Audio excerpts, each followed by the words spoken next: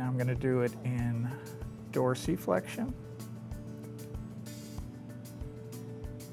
Again, 20 seconds is enough.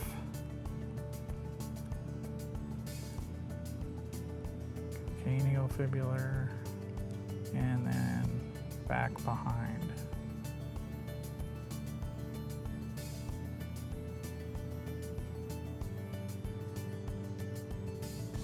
I'll be doing this toward the later stages of the inflammatory phase, or the first phase of the healing process.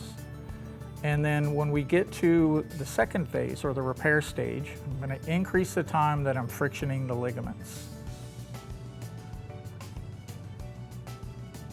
I will do the same ligaments.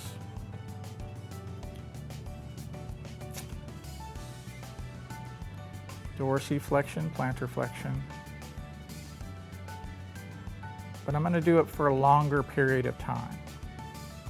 And again, we're talking the late stages of the repair phase. And I may do 30 seconds to a minute.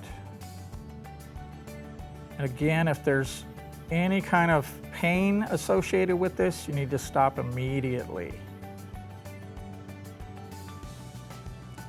Take it into plantar flexion. A little bit harder to palpate the ligament.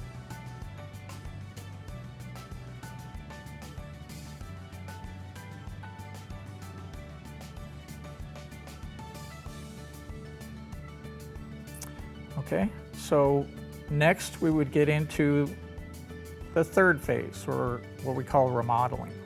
Okay, this is really important that we get the ligament, all of those collagen fibers that are forming cross connections that in the ligament, to break free so the person can actually have normal range of motion of their ankle.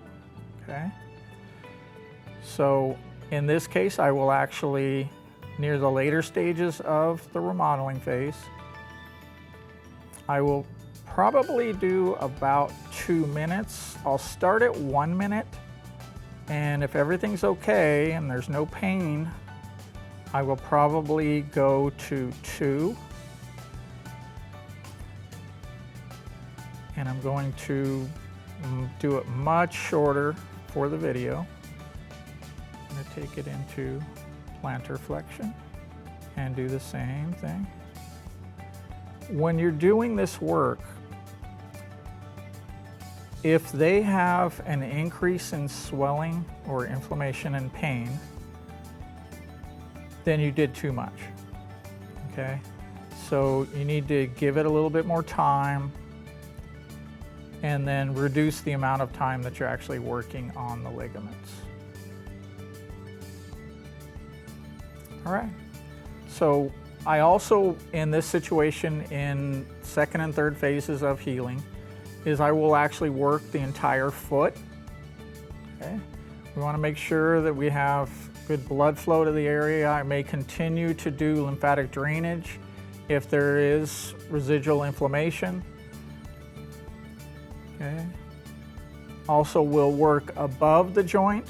I want to work into the anterior tib, perineals. I will turn her over and do the gastroc and soleus complex, just to make sure if there's any kind of muscle guarding going on, that we resolve those issues also, especially when we get to where we need to really get that range of motion back to normal.